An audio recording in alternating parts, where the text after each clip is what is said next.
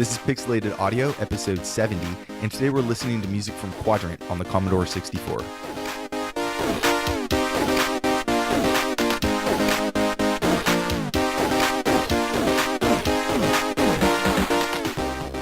You're listening to Pixelated Audio, a bi-weekly video game music and retro gaming podcast. We're your hosts, James and Brian, and in this episode, we're going to be listening to music from a game called Quadrant on the C64. Yes, we are. And thank you guys for joining in with us today. Like James said, we're going to be listening to the music and talking about Quadrant, a lesser-known Commodore 64 title that didn't really get much attention, but has a killer soundtrack written by Thomas Detert. Anyways, so James, let's get started. Tell us about Quadrant. All right, so Quadrant it's like this Tetris-Plus / Connect 4 style puzzle game that was released in October of 1993, published by CP Verlag and developed by Example, which is spelled X-Ample on the C64. And this actually came bundled in a disc magazine exclusive to Germany called Game On, but we'll talk more about that shortly. Yeah, so the goal of this game is, like I said, it's a Tetris-Plus / Connect 4, so you get 4 of your player pieces or stones into vertical, horizontal, or diagonal rows. And like Tetris, they disappear from the board, giving you your points. It's kind of weird. I mean, there's nothing really that fantastic about the actual gameplay. It is just a puzzle game, but it's fun. I mean, we had some fun playing it together. Now, you can play with 1 or 2 people, and it's exactly like Connect 4. You just line up your pieces and you try to block the other person. Yeah, and the neat thing is you play on the same play field like you would do for Connect 4, which is kind of neat. And then even in the single player mode, you play against the computer and they're constantly blocking you. And when we were first playing, we didn't really know what was going on. And we're like, oh, these must just be pieces that are falling that you can't control. Then we find out that points are adding up for the other player, which was the computer. So it was kind of neat. Yeah, it was confusing for us because we were trying to figure out the game. We listened to the soundtrack first. That's why we decided to do this episode. And so we started playing the game, and we're like, all right, this is okay. We realized, though, all the directions and instructions were in German. So we had no idea what we were doing. Right. Just, trying to kind of follow along, translate a word here and there. But there's some kind of cool aspects to it. Like, you can use bombs. You hit Q on the Commodore 64, and it, destroys all the blocks, I guess, on the screen. Yeah, there's a couple different kinds of pieces. So there's gray pieces and blue pieces. The blue pieces are the main pieces look kind of like vases that you put flowers and stuff in. Right. And then the main gray pieces just look like spheres. And then there's these spinning pieces that will manipulate other blocks. And then there's these black squares that kind of look shiny that we kind of think that they're anybody's pieces. You can kind of use them to manipulate the other player and kind of just explode a bunch of stuff or turn them all into your pieces. So it seems like there was some pretty neat aspects to the game. But like you said, since it was in German, it was really hard for us to really get a good handle on it in a real short time span. I was just thinking, I think the actual game itself is the least important part of this episode. It's really music focused. But we did have some fun playing it. It's nothing to write home about, but it is a fun little puzzle game to pick up. The graphics are really pretty. Yeah. Music is really nice.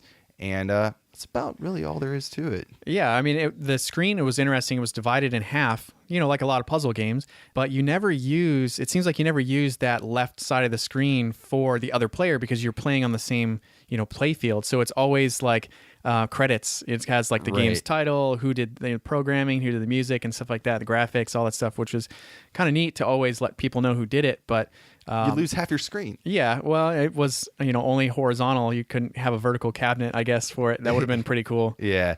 All right. Well, tell us about who made this, since we're talking about the credits. Yeah, so like I said, the game was made by Example, or they also go by Example Architectures, and they started out in 1988 as a demo scene group that made the transition to game developer. And in the 1990s, they were one of the most active development teams on the C64. Yeah, it was founded by our composer of the hour, Thomas Detert, along with his brother, Michael Detert, who went by the alias Takashi. Yeah, and he's actually a really good composer. Yeah, he's a really good musician too. It must be like a family thing. I don't know. Runs in the blood. Yeah, and it was also founded by Thomas Heinrich, who went by the alias General X, and also Helge Kozelik. And a lot of these guys were members of other demo groups. Yeah, I mean, Thomas Heinrich was part of Farbrosh under the name Atom, and then Kozelik was part of Omega 8 under the name Chap Bazaar. That's Cool. Chat Bizarre. Yeah, I always love seeing these names that people pick. Yeah. It's pretty funny. So like we said, when Example formed, they started doing stuff primarily in the demo scene. Some standalone demos like Technorama, Spirit of Art, Artists of Time, Blade Runner, and also they did some crack intros and tools and stuff like that. And that all took place in 1988. And then after 1988, they kind of moved focus and changed their attention over to making full games. Yeah, and as far as full games go, Quadrant was one of their later ones, but they did a whole bunch of other ones like Gordian Tomb and Bebobs in 1990. There was Another World, Star Force, and Mega Star Force in 1991. Eon in 1993, and about 15 or so other games until their last one, which was called Bronx Metal in 1994. And all those games were for the C64. Yeah, most of Example's titles, if not all of them, were distributed through disc magazines. And I think they never really had much notoriety, as much as they could have had anyway. Right. I think this is because their publisher, CP Verlag, like I said, a lot of their titles were pack-ins for a magazine, and this wasn't the only magazine out there. So right. It was a German magazine. Yeah, so if you were a fan of like 64, which was another German magazine, you might never have given this one a shot, when it first was released. Yeah, and as a kid, I can't imagine having too many subscriptions to magazines all over the place. I had GamePro instead, and people had Nintendo Power, and I had Nintendo Power, and I think I had EGM for a few points, but I bought Game Pro every now and then. Yeah. But I didn't get every issue, and it's kind of like that. I think it's in the same kind of vein. But it was kind of neat that it always had a little demo disc of games, or full games or music and stuff like that. You can kind of make you want to buy more of the magazines. Yeah, I mean that was the whole entire magazine. It was completely on disc, and it came like in this little sleeve. It was really cool. We'll talk about more of that in a second, though. But let's get into our first track. Yeah, I'm really excited. Yeah, this is a too. really great soundtrack. Yeah. So this is Subsong 2 from Quadrant on the C64, composed by Thomas Detert.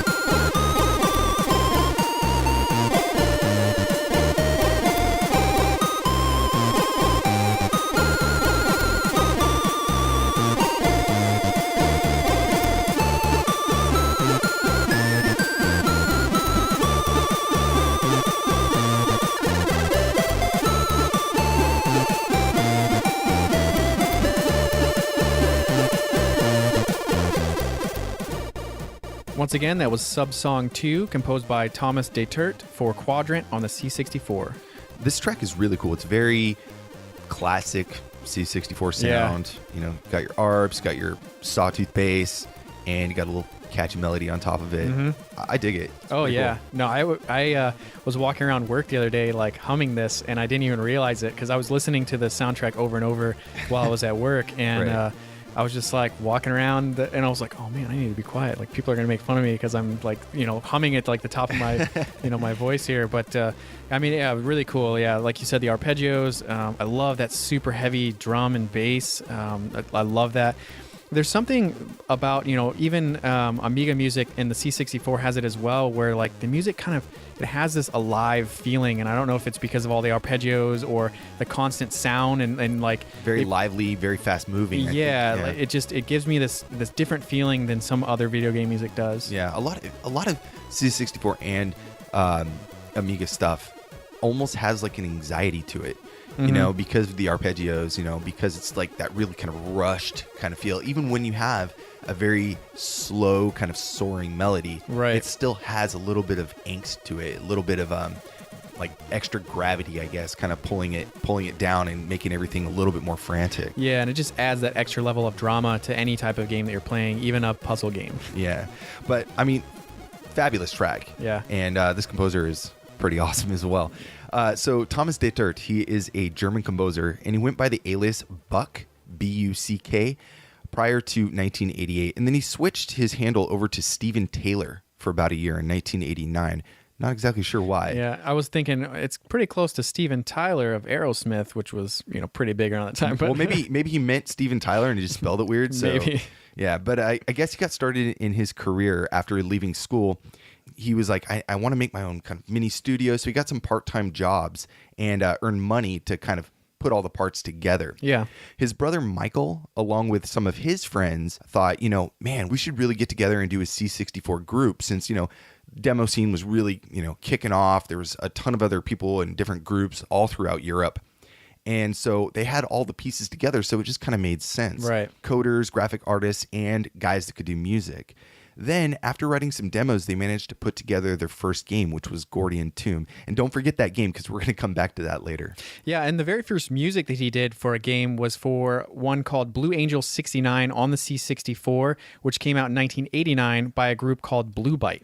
Yeah, so, I mean, this guy, he's done a vast amount of stuff. He has so much music out there, and we're only kind of touching on a really small fragment, but I think we have a really good show to kind of showcase his stuff from this time period. Yeah, So, this is a good debut to the Detert style. yeah.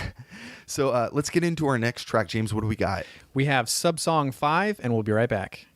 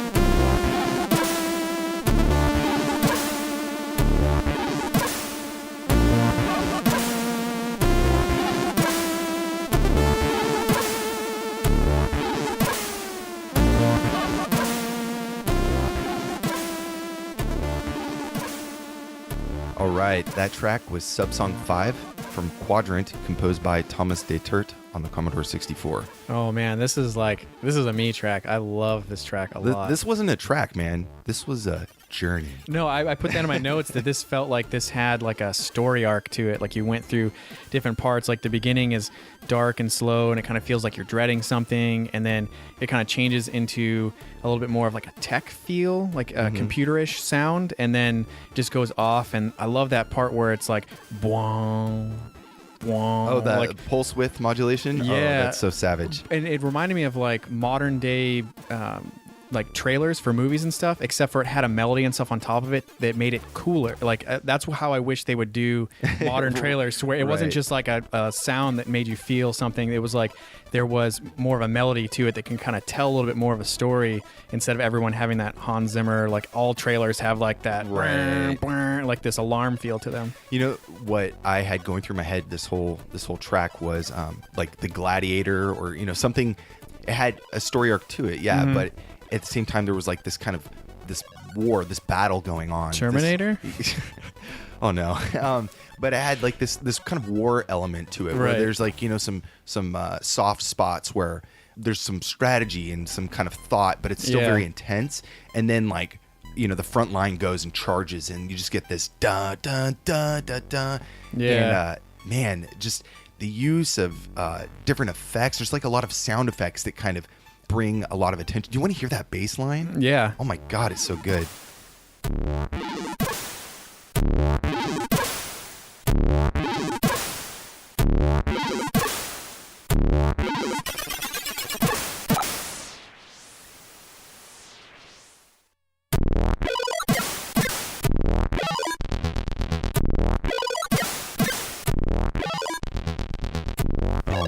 That's so good. Yeah, I could listen to that by itself. Yeah, that was the third channel, and it's just it's the bass, the kick, and all that crazy sound effect stuff going on as well. Yeah, which is a cool fact we'll talk about in a little bit.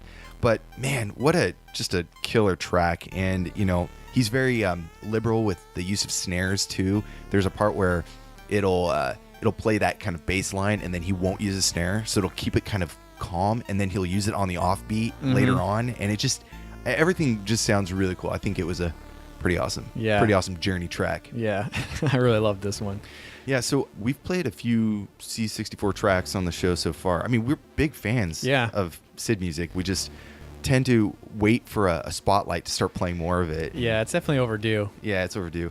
But let's talk about the C64 in general a little bit about its history, and then we'll dive into the SID chip. Yeah, I think that's a good place to start.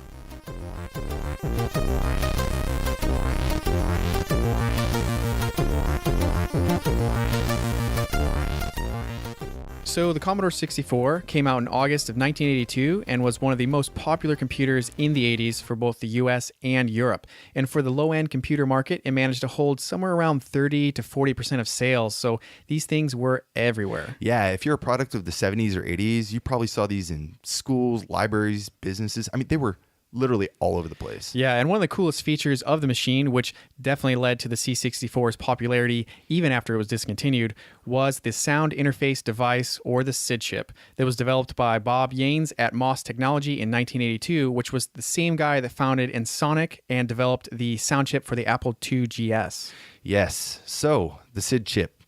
The 6581 or the 8580 SID chip is a programmable sound generator that has 3 audio oscillators, or 3 different channels.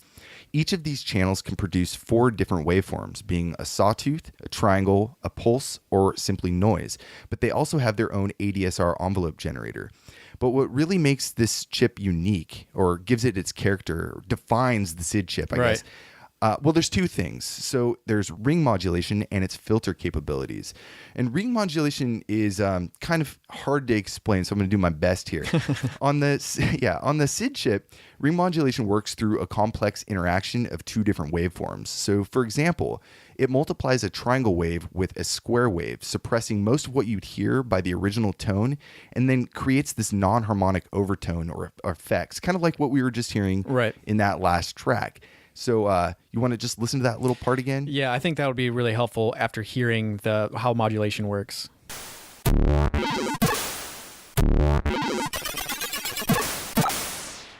Man, I could just keep listening to that. Yeah. But this, I mean, there's a ton of different examples in this music. And Right. I'll kind of bring it up if we notice it, but it's very prevalent in a lot of Commodore 64 music.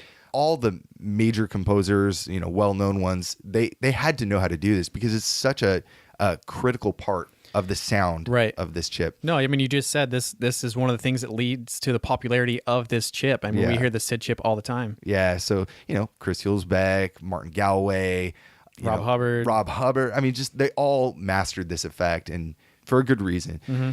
There's another thing that's really important and gives it its characteristic, and that's its filters. And so there is a multi-mode filter that features low pass, high pass, and band pass capabilities. And the way this kind of works is, if you're familiar, I mean, I'm sure that there's people listening who are familiar with the different filtering. Right. But if you aren't, then I'm going to explain a little bit. So I made this little demo, and it's not the best because I just did it in Audacity real quick. But I think it'll give you an idea of what those filters actually sound like. Right. So here is a tone by itself. Pretty annoying. But yeah, so, and here's what it sounds like when you add a low pass filter to it.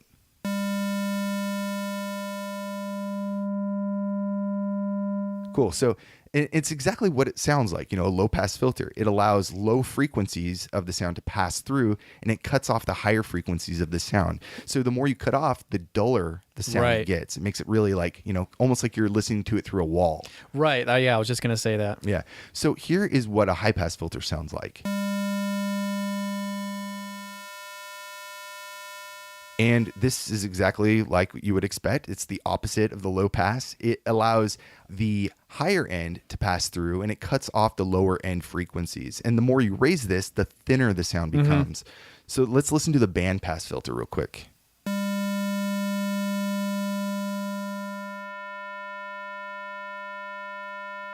Okay, so what this does is it lets like this narrow band of frequency pass through kind of somewhere in the middle. Right. And it is, you know, this isn't really the greatest example, but, you know, it gives the sound kind of like this whiny or more nasally kind of noise to it. Not sure how to describe that. Yeah, it's like kind of muffled, but not. It's like Goldilocks. Like the first one's too low, this one's too high, and this one's just right. Just in the middle. And you can do some really cool things with that. I mean, that's just, you know, it's not like you only have these three filters. You can combine them and create some really wild effects.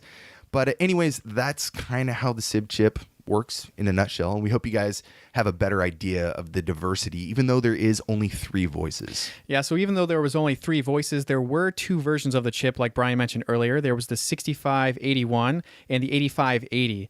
So the 6581 was the original chip in the C64, but it was replaced in 1987 by the 8580. And even though it was replaced, a lot of people still prefer the 6581 since it was a little bit crisper. But the 8580 is a bit more versatile since it can mix all available waveforms on each channel, whereas the 6581 can only play a single waveform per channel. Yeah, the 8580 also uses a bit lower voltage as well, but really both sound great. And, you know, it really relies on the composer to make the chip sound good at all. Yeah. So if you listen to the Impulse project, the side project that I do with Ed, we talk about the C64 all the time. Right. We talk about, I mean, like half the music we play is SID music. Yeah. And so I feel like I'm repeating myself here, but we haven't talked about it on this show yet. So Right. I'm glad we're finally diving into it because it's well overdue. You're right. Anyways, we got another track. This is Subsong 4 from Quadrant on the C64, and this is composed by Thomas Detert.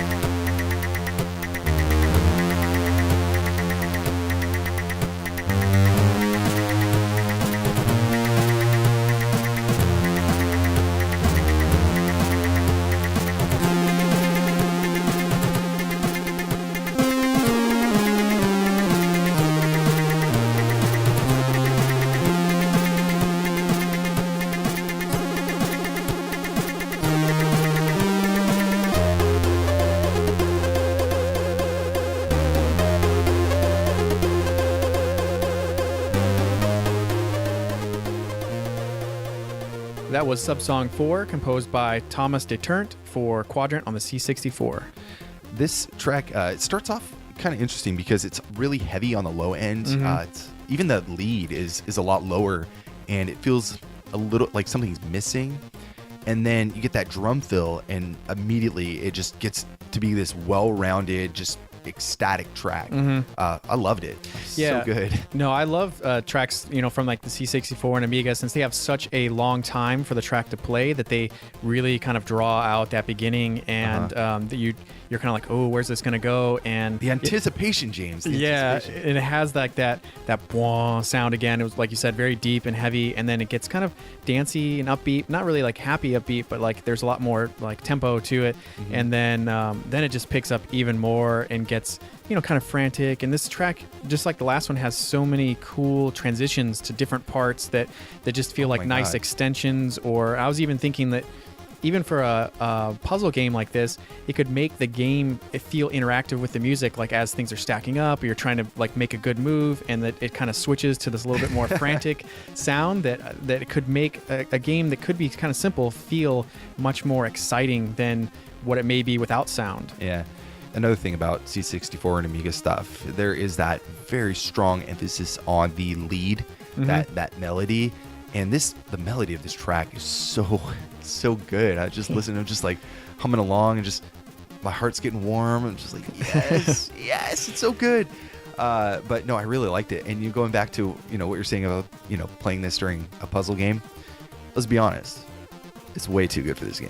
Yeah. Well, I mean, this track could be played in like a racing game or a platformer or like some type of shooter or something like that. I mean, it has a sound that could be on just about anything because it adds that intensity that any game would want. Yeah, there's that part, I think it's kind of towards the later half where things, that pulse width modulation kicks in again, and just everything feels very like I was picturing like Voltron transforming into like, his super form or whatever, his like person form. It just was an excellent track altogether. So this track is kind of unique because it appears a little bit earlier on, before Quadrant was actually released. And it was part of a Game On disc mag that was released in April of 1993. And what is Game On? Yeah, you might be wondering, like, what exactly is this? Because we talked about it. It's a disc magazine, but it was specific to Germany. It was very region specific, and everything came on a 5 1/4 inch floppy disk for the C64, and it was published by CP Verlag, a company known for their disc magazines like Magic Disc 64, which was extremely popular at the time. And Game On was kind of like an offshoot of that. Yeah, and the first issue was released in October of 1988 and ran all the way through July of 1995. And it was monthly. Yeah, and that's pretty cool. That's a lot of issues for a pretty good time span for a system. I mean, that's pretty neat. And it was sold at newspaper stands, sealed inside of a Game On envelope. And there were other things packed inside with the magazine. There were like editorials and top 10 games, guides and tips, and even other demos. Yeah, it's more of like an interactive magazine. Right. I fired it up, and you control this little in this specific one, you control this little spaceship, and you get to choose like, do you want to see the editorials? Yeah. I mean, I guess I don't speak German, so I was doing my best to figure it out, but it was really neat. Like the top 10 games, I think it's like their own opinions, like what they like, and just like any other game magazine at the time. Well, yeah, now this would be the equivalent of a game website where they're having their editorials, their walkthroughs, their opinions of top 10 games of like the year or something like that, which is pretty neat to see that you could get this. I'm sure you could have it mailed to you, or you could pick it up somewhere and then pop it in your C64. And then not only are you going to learn stuff, but you're going to get to try new things and get, games that are exclusive to that magazine. Yeah, it reminds me of like the PlayStation demo disc. Oh, yeah. PlayStation Underground. We used to trade those like cards on, at school. Yeah, we got like demo discs and stuff for like my Apple, and I think we got some from the Amiga club we were in, but like it was usually just mostly, cracked stuff or copied stuff anyway. So I didn't really get to experience this disc mag scene. So yeah, neither did I. Kind of jealous because it seems pretty awesome. But even the manuals were actually in the disc magazine. So the manual for Quadrant, we were saying you had to go into the disc mag to read it. That was the only place it was listed. I couldn't find it anywhere, and I know you looked, and it was a little bit non-existent elsewhere. But this game was specifically featured in the November issue of 1993 for Game On. There are 3 games included. It was Quadrant, Disc Ovary, and Pair of Memory. And it had like a demo included along with it. It was World of Chaos. But this disc, when you pop it in, it starts playing its own music. So like it's like reading a magazine and having background music for it. It's pretty sick. That's so cool. Yeah. Do you want to hear it? Oh, yeah. Let's listen to it. This is from Game On, the November issue of 1993, composed by Thomas Detert.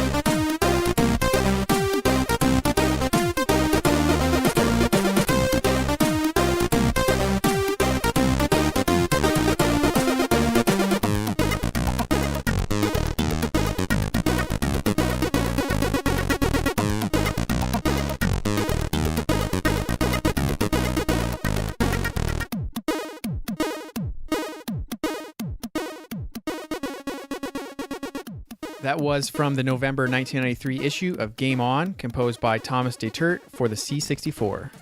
This track is so good, man. Yeah. Oh my God. It's, here's what's interesting to me is that Quadrant is using the 6581 SID chip. That's the default chip. That's how we're listening to it.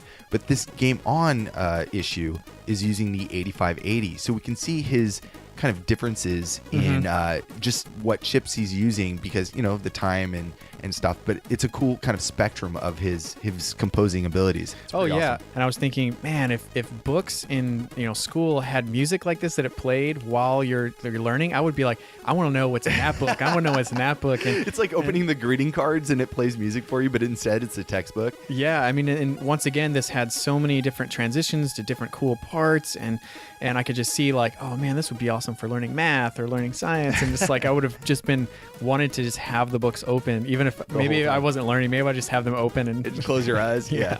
No, I like it. It starts out with that kind of reggae dubstep kind of groove, and then it kind of does this drum fill into like a swing, and that lead is so catchy, man. I was just, me and you were looking at each other, and we were both thinking like, oh yeah, this is good. No, yeah, awesome. And you were like, hey, let's get a beer, and I'm like walking to the kitchen, like humming the tune, and it's like I can't help it. It's so good.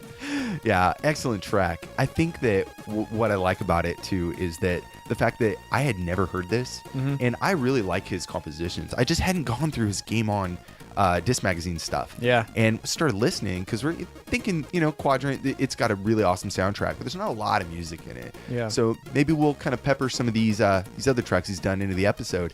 And when I heard it, my mind was blown. Oh, yeah. It was so good. And it was just so cool that this was the disc that had Quadrant on it, and he got to do the music for the menu as well. So that's so cool. Yeah, and it starts out kind of like, okay, it's all right. It's kind of got that reggae beat to it, and then it just unleashes the beast. It's really cool. I mean, when it first started out, I thought, okay, this is gonna be pretty mellow. I'm gonna be reading stuff. I'm gonna be like looking through things, but then it's just nope. It goes crazy. Yep. It definitely has the same intensity of playing a game, and you're just supposed to be reading manuals and listening to reading articles that other people have written. So. I know, it's a little distracting, I think, but whatever. It's awesome. This was also used in the Magic Disc 64 issue, April 1995. Mm-hmm. So it was used again. And the next month, so after November of 1993, the next month in December of 1993, Game On kind of combined with Disc Magazine Magic Disc 64, and they sold these in a bundle with a game magazine called Playtime. So there were like 2 disc magazines and a normal computer magazine kind of bundled into one, and then they would sell it for one price.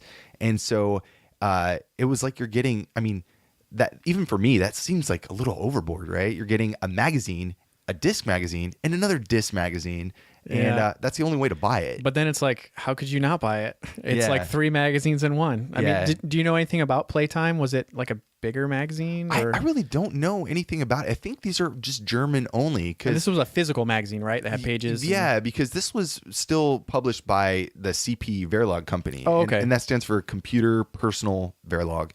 I think they just kind of wanted to combine their stuff. 1993, the C64 was still pretty relevant. There was still people making a lot of stuff for it. Magazines were still, it wasn't only sold as a hobbyist device. It was sold as, a work machine, a game machine, kind of everything under the sun. And so I think that these magazines really had a long lifespan.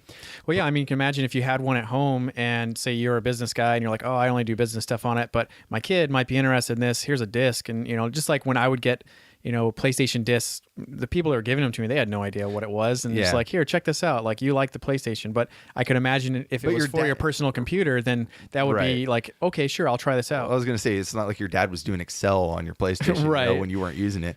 Yeah, but so in December, they kind of joined forces, and they put out another game on Disc Mag, and we got the audio from that. Do you want to check that one out? Oh, yeah. As well? I guess we're on a roll. Might as well just keep going with it. Yeah, right? that last track was so cool. How could you not? Yeah, and this was, again, composed by Thomas Detert.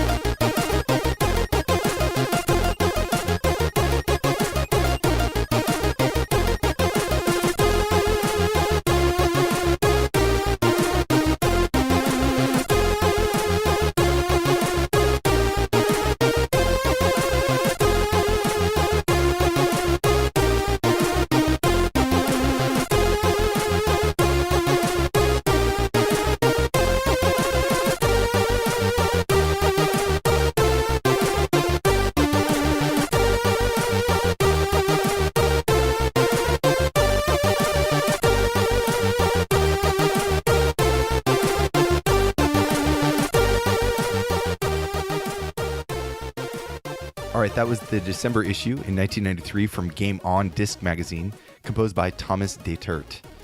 Awesome. I liked how it starts out and it feels like the future is arriving, and then it's awesome. Like it's just so cool, and like and I thought this track, you could have even rearranged it for like a 80s or 90s pop song, and it would have been really cool. Oh, Like, yeah. it was like Yeah, a really solid song. Yeah, really, this screams like classic demo scene. Just really interesting track altogether. It reminds me a lot of, we've talked about this before on the show, I think. I don't know if we played a track from it, but Your Own Tells Warlocked. Oh yeah, we did. I think we played a track in an expansion pack, maybe. I feel like we have. But anyways, it really gave me that feel. It's almost like a knighthood kind of, I don't know, some like marching knights or something. I don't know. I like the track a lot. I thought it was pretty stellar. Yeah, I mean, you could tell CP Verlag knew what they had, and they wanted to use him again. And I mean, it's just such a cool song. Yeah. Again, this is using the 8580. I think that really kind of is a testament of the time, 1993, that 8580 chip was a lot more common, a lot more used. And so that's... Oh, yeah. I mean, this is several years after they switched, so... Yeah. So there's some really cool things going on in this track. It's not just, it does sound kind of basic. You can pick out all the channels, but Right. It might be cool if we kind of go through them. Oh, yeah. It's always fun to see what's hidden in there. Kind of step one by one. What do you think? Yeah. All right. So here's the first channel.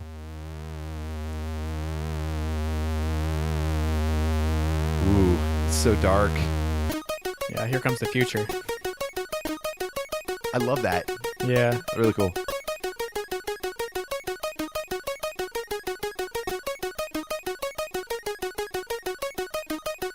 And the second channel is really just that supporting arpeggio. Da, da, da, da. Yeah, it's cool.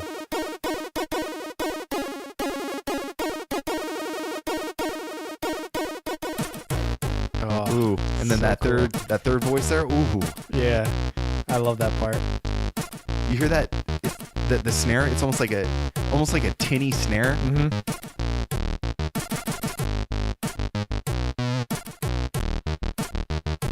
That's so good. Yeah, it's just cool to hear how that's like creeping on underneath the track, and you got all the leads and stuff going on top of it, but it's still so cool by itself. Yeah, and all the notes, all like the arpeggio, the lead, that bass, everything kicks on that first beat, and it really kind of has this kind of like tenuto sound. It's really strong and forceful, and then it kind of tapers off. I like that. It's just this attack, release over and over. It's really, really punchy. Yeah. So I guess we're still talking about Game On. You want to move over to another Game On disc? Oh, for sure. Yeah. Let's jump back a little bit to September of 1993. This is still composed by Thomas Detert. Pretty much all of them are. Right. So let's listen to this. This is September 1993 from the Game On Disc Magazine.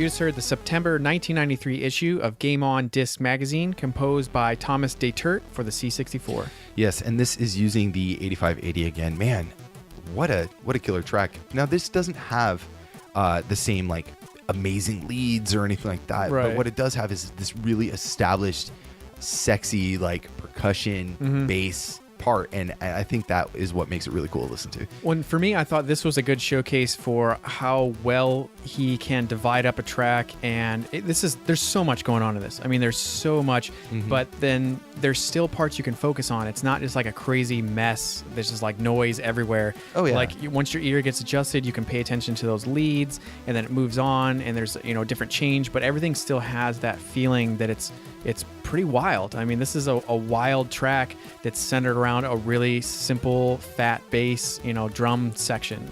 Yeah, the first 10 seconds, it really sounds like Enter the Matrix kind of thing.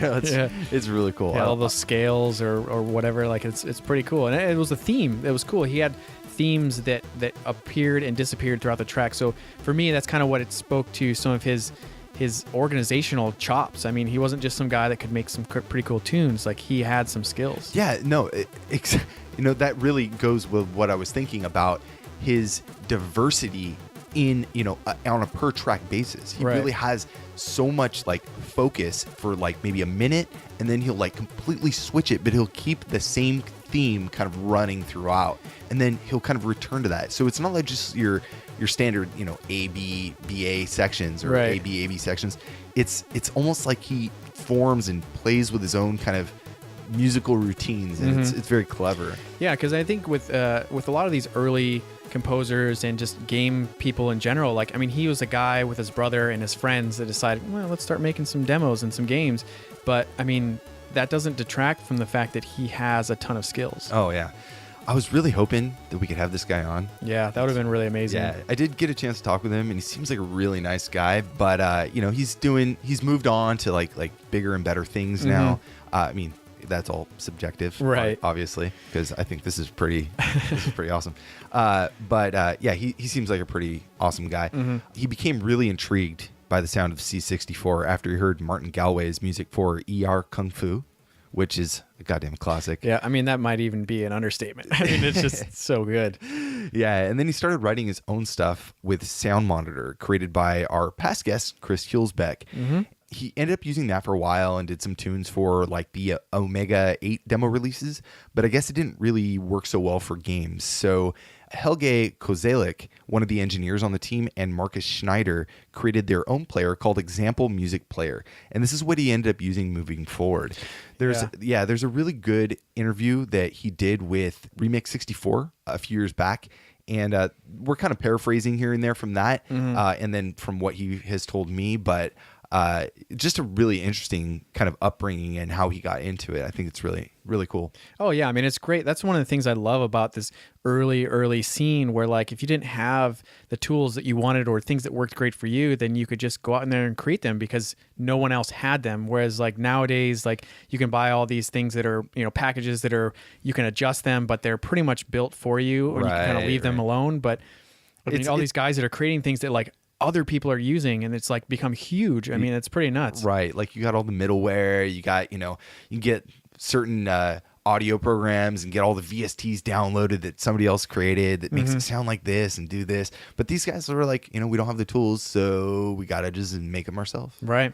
It's pretty hardcore. That's awesome. Yeah. I like it. No, I mean, you could see that Example really got him going. And even though Example was kind of winding down around the, the early 90s, like 93, 94, he started his own company called Activate Music Productions in 1993. And then in 1994, he got together with 3 other music producers and songwriters. There was Mike Griesheimer, Andres Hoyter, and Alexander Steeple, and they created this Euro dance project called Activate, which I don't really know too much about. I'm not really big into the Euro dance scene either. The German Euro dance scene. Yeah. So we could probably leave that at that. But in 1997, Detert and Griesheimer started a really successful DJ group called 666, which sold several millions of records worldwide. Yeah.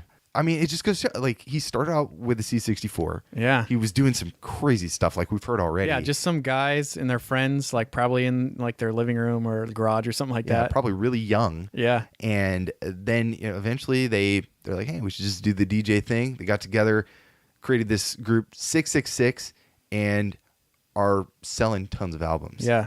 Multiple millions worldwide. That's pretty nuts. Yeah, I listened to some of their stuff. Not my flavor, but I mean, that Euro dance scene thing was really, really big, and I think it's still really big over there. So, yeah, kind of interesting. But Detert, he is a musical beast. Going back to Gordian Tomb, which we were talking about earlier, Example's first game. This kind of blows my mind. Like, it's a killer soundtrack, but get this: there's only 2 tracks, right? Like a lot of, you would expect from Amiga, C64, stuff like that, that there's only 1 or 2 tracks. That's kind of like we didn't have a ton from the game that we're playing from Quadrant. We got lucky because there's more than one, so that's a bonus in our favor. But so there's only 2 tracks. There's a theme song, which is a few minutes, and there's also the in-game track, which is 32 minutes long. Yeah. 32 minutes. 32 minutes. You want to hear it? No, I'm just kidding. I wish we had the time. I mean, we could do just one episode and okay, here's the track from Gordian Tomb. See you in 30 minutes. See you in 30 minutes, and hope you enjoy the episode. But why don't we go ahead and play the title theme track of Gordian Tomb, because it's pretty awesome. Oh yeah. All right, so let's listen to that, and we'll be right back.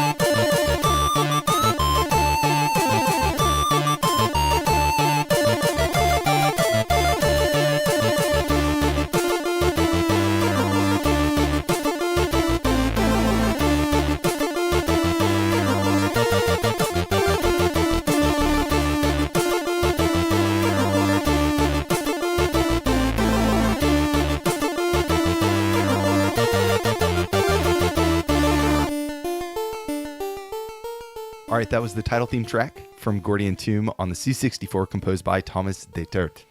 Awesome. I mean, this is one thing to keep in mind is this is like a year, like maybe a year of doing demo music and stuff like that, like playing around. We said in 1988 they did a lot of stuff, and then this was like 1990, yeah. Yeah, so I mean, not a long time, and this is a really cool track. A lot of really neat things that were used, a lot of cool sounds.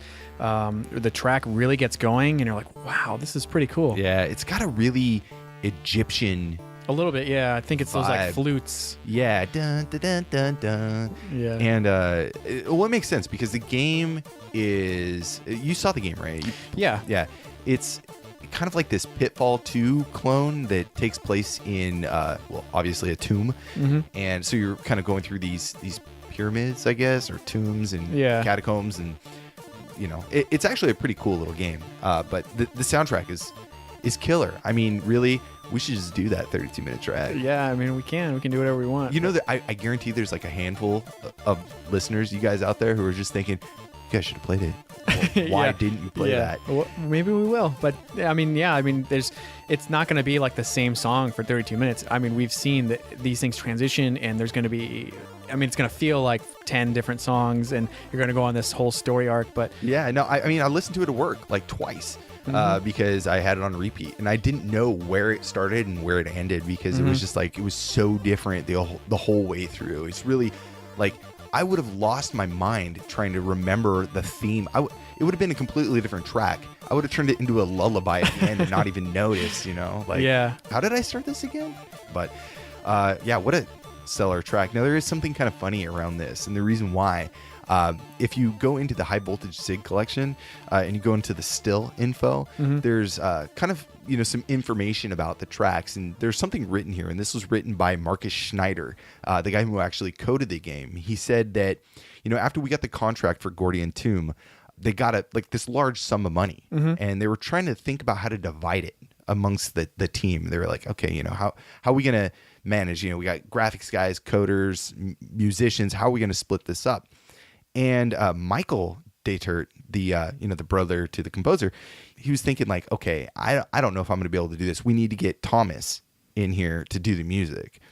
And so they still had some problems with trying to figure out the money, but they were like, okay, let's bring Thomas on board. Why don't we give him, because it's kind of late, why don't we give him twice the salary that everybody else is getting, just so he can quickly pump something out. Yeah, you're going to put a lot of limitations on him. Right. So he said, they had a lot of fun doing it, but Thomas kind of realized that he was a little bit overpaid compared to the rest of the team who put in a ton of work. Yeah. And so Thomas, what he did was, he knew that he got so much money for this. So he's like, I'm going to repay every dollar and make a 32-minute track, like the longest SID track ever, to kind of make up for it. That's awesome. Yeah, that's what we're getting here. So just incredible. We picked a fun episode to do, and yeah, it is very loosely a Quadrant episode, but like you said, it's all Thomas Detert, so at least there's some themes. It's all his stuff.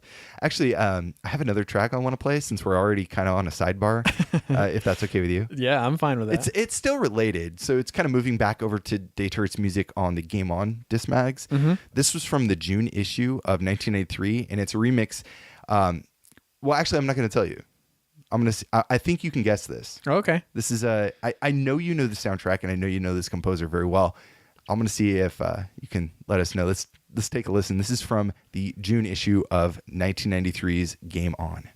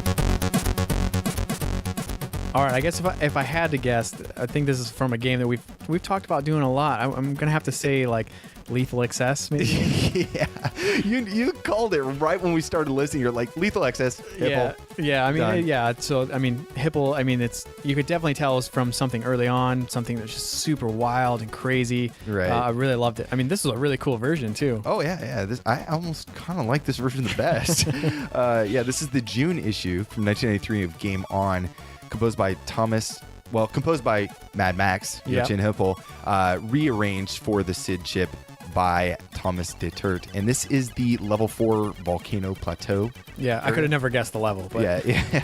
Well, I mean, I don't think we played the game much. We just listen to the soundtrack all the time. But this is the conversion from the Atari ST, I think.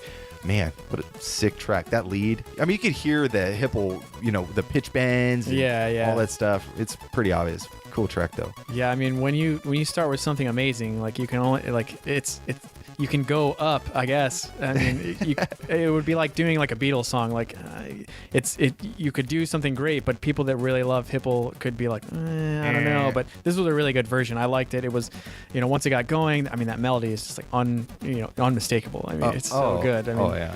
No, I really like this, and I'm really happy I was able to sneak this in here. But you weren't gonna give me any crap about it, so that's good. Well, now I feel like we have to do. We've been talking about Lethal Excess for like doing an episode on it for like probably at least 2 years now. Like we're gonna have to do we're gonna have to pull the trigger soon. Yeah. Anyways, I think we should probably move back over to Quadrant. Yeah. So, wow. When's the last time we played a Quadrant track? I think it's been a few, but they've all been Thomas Detert. So, like I said, we've got that theme running for us. So, all right. So this is Subsong 7 from Quadrant on the C64.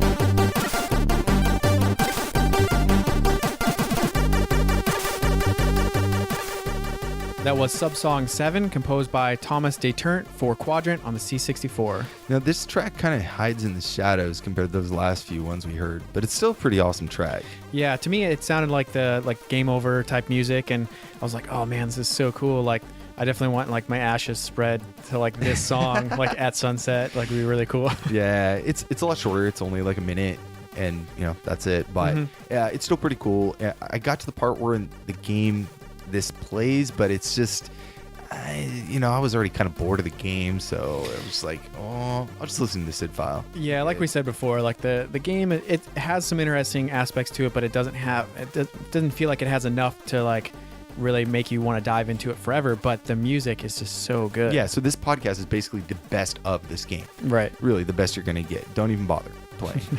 Go play Connect 4 with your friends. You're gonna have a few beers. You're gonna have a lot more fun. Yeah. But Quadrant was originally part of the Game On November 1993 disc mag we talked about. However, a few years later, it was re-released on another disc mag called 64, which we had mentioned earlier too. Yeah. And it was in their July issue for 1995, and then it was released once again in their August issue of 1999. And so I mean, just goes to show, like, the game, they wanted people to play it. It's not like it's not a horrible game. I think we're giving it a bad rap. Has like really cool aspects of it. Like, I like the idea that it wasn't just like me on one side and the computer on the other side. We were on the same play field. I thought that was really cool. It didn't do enough unique things, but the music was just so insane. Yeah, the music was good. There was a demo actually released in 1995 called the Quadrophenia Music Collection, and it plays the first 5 track. I think it's the first 5 tracks of Quadrant on it, and so you can kind of skip through the tracks. It's just kind of a little music disc example. It's not really the whole soundtrack. So I mean, just go listen to the SID file. I mean, it's the best way to listen to it. I think that Example, though, the thing about their games, they had some good ones. They had some not so good ones, some spotty ones. But they always had great graphics, great music.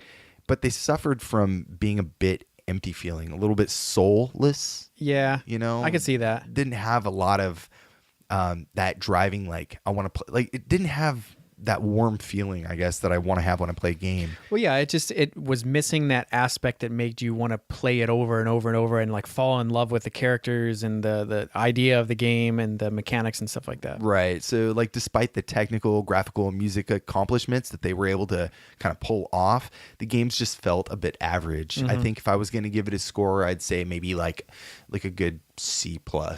Yeah. Well, and it also bears to remind that they were pumping out things quickly. I mean, they were doing multiple things in a year for a relatively small group of people. Yeah, and Detert had to do basically music for all the discs once a month. That's and then games aside, he was doing that stuff. So I mean, plus, obviously, we know he has a pretty active outside of game life. Yeah, so I mean, there's just a lot of stuff going on. Anyways, I think that about wraps up the show. Anything else you want to say? No, I mean, great music. Cool game, interesting, great look at the C64, which we're long overdue for. So right. So today we covered Quadrant and a bunch of other stuff on the Commodore 64, composed by Thomas Detert. And like always, if you want to know more about the show, you can check us out online at pixelatedaudio.com for show notes and track lists. We can also be found on Facebook, Instagram, and Twitter at Pixelated Audio. Yes, and if you guys want to give us a review on iTunes, that's very awesome. We appreciate that. Want to give a shout out to Ledoinal from the US. Give us a review on iTunes recently. Just wanted to say thank you so much. And, we're happy that we can give you some enjoyment and some entertainment. So yeah, that review definitely made us smile for days and days. That was pretty cool. Yeah.